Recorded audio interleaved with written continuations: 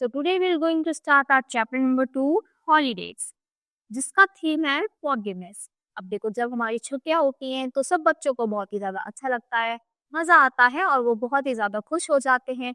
छुट्टियां पड़ते क्या होता है, सबकी प्लानिंग होने लगती है कि अरे हम तो वहाँ जाएंगे, हम नानी के यहाँ जाएंगे, हम माम जाएंगे या फिर हम दादा दादी के पास जाएंगे अपने।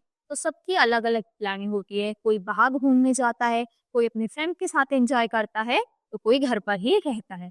तो इसका थीम है फॉरगिवनेस, यानी अन्य देशों को माफ कर देना चाहिए।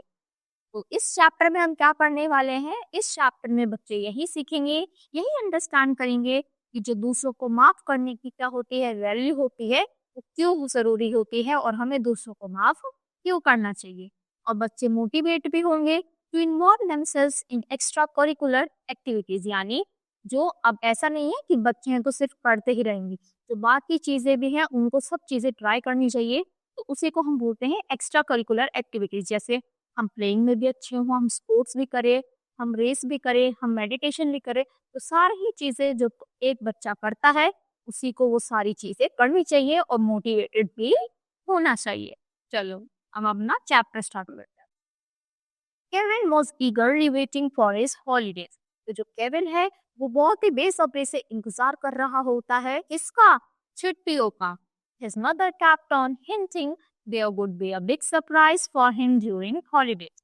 और उसकी मदर उसको बोलती रहती है कि बेटा छुट्टियों में तुम्हें एक बहुत बड़ा सरप्राइज मिलने वाला है। Kevin took out his scrapbook. तो केविन अपने क्या निकालता है, स्क्रैप बुक निकालता है। The exams were just over and summer vacation had just started. तो उसके एग्जाम्स फिनिश हो चुके थे और जो गर्मियों की छुट्टियां थी, समर वेकेशंस, वो स्टार्ट हो गई थी। Now he was free like a bird. अब वो बिल्कुल बर्ड की तरह फ्री था, यानी उसके पास कुछ काम नहीं था। बच्चे को ही रहता है कि अगर हम स्कूल जा रहे हैं तो स्कूल जाओ, फिर ट्यूशन जाओ, फिर पढ़ो, तो पूरा दिन बिजी रहता है। अब छुट्टियां हैं तो अब बिल्कुल कॉपी किताब बंद कर दो। तो बिल्कुल बर्ड की तरह फ्री लग रहा था। Free to draw, paint, play cricket, watch television, anything he wanted to do. तो वो कुछ भी ड्रॉ कर सकता था, कुछ भी खेल सकता था, जो उसकी मर्जी आए पेंटिंग कर सकता था, टीवी देख सकता था, जो उसका मन चाहे वो अब वो कर सकता था। Suddenly the door bell ran start to him. तो क्या करता है, अचानक से डोर बेल बजती है, कोई आ जाता है। It was his pain of a cousin. Max had screamed Max as he jumped onto Kevin's bed, breaking his crayons in the process. I have some to, I have come to stay here for the holidays. तो वो क्या होता है, इसका cousin आता है max, उसको हाय बोलता है चिल्लाते हुए कि हाय केविन, और आकर एकदम से उसके बेड पे बैठ जाता है। और वो पेंटिंग कर रहा होता है तो उसके जो क्रेयॉन्स होते हैं, कलर्स, वो एकदम से कूदा तो उसके क्रेयॉन्स टूट जाते हैं और बोलता है कि मैं यहाँ पर छुट्टियों के लिए रुकने आया हूँ। Kevin never expected his mother surprise to be this bad. तो केविन ने कभी एक्सपेक्ट नहीं किया था कि जो मदर का सरप्राइज है वो इतना गंदा होगा। If this was the starting of his vacation, then the next weeks would be his worst experience. तो सोच रहा है कि अगर वेकेशन की स्टार्टिंग ही ऐसी है तो फिर तो भाई आगे आगे बहुत ही बुरा होने वाला है। The next few days were horrible for Kevin. तो आगे के कुछ आने वाले दिन केविन के लिए बहुत ही ज्यादा खतरनाक होने वाले हैं। After breakfast Kevin decided to make a painting. Luckily Max was not around. तो केविन ने सोचा ब्रेकफास्ट के बाद कि मैं कुछ पेंट करता हूँ, पेंटिंग करता हूँ, और लकीली मैक्स वहां पर उस टाइम नहीं था।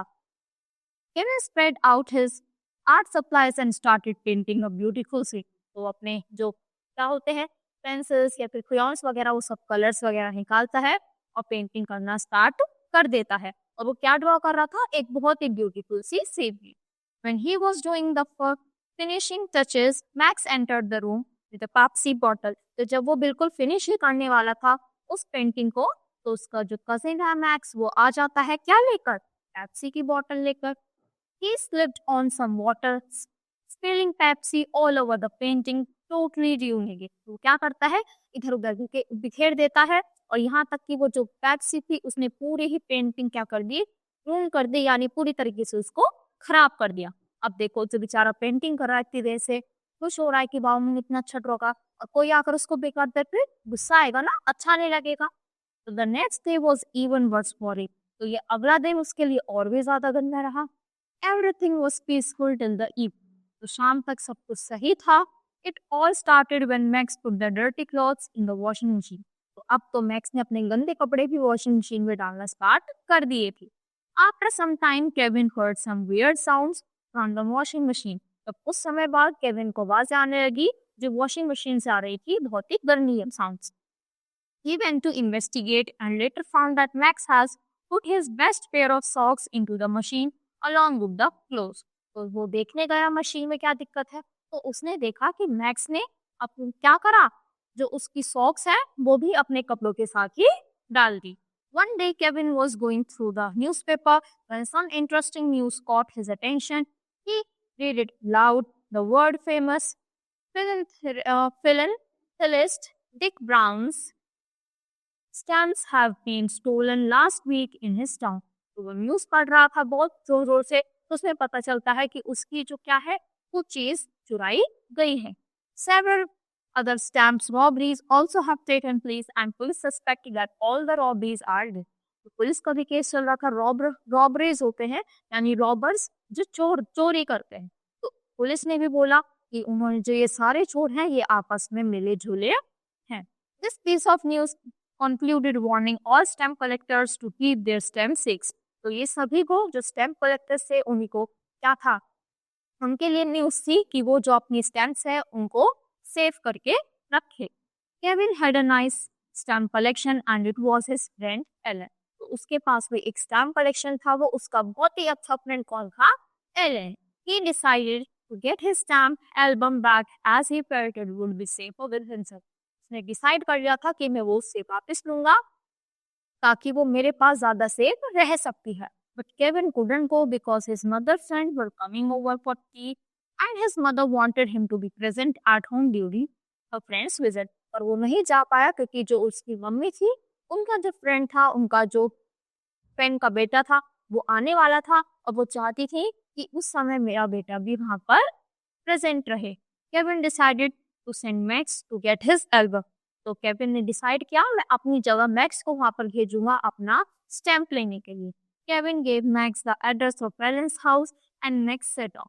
तो वो उसको एड्रेस बताता है और वो वहां से चला जाता है. Max soon came back with the album and when Calvin checked it, he found that it was not his album and it contained valuable stamps. तो उसने फाइंड किया, जब वो घर आता है उसने देखा ये स्टैम्प्स तो मेरी नहीं है, इसमें तो बहुत कीमती स्टैम्प्स है, ये वाली मेरी नहीं है. Actually, Max had gone to another house by mistake and he had knocked on the door but there was no response. तो क्या हुआ, वो जो मैक्स था वो किसी और घर पे चला गया, दूसरे एड्रेस पे चला गया और वहां पर उसने नॉक किया पर वहां पर कोई नहीं आया. तो he found the door unlocked and he went in and found an album which resembled Kevin's and he had bought it. तो वो अंदर गया, कोई किसी ने लॉक नहीं किया पर वो ओपन था तो वो अंदर चला गया और उसको लेके आ गया. उसको लगा यही होगी, यही स्टैम्प यहाँ पर रखी है, तो उसी को उठा के लेके आ गया. Kevin doubted that it might be the stolen album probably belonging to the Dick Brown. तो उसको समझ आ गया कि ये जरूर वही चुराई हुई स्टैम्प है जो डिक ब्राउन की चोरी हो गई.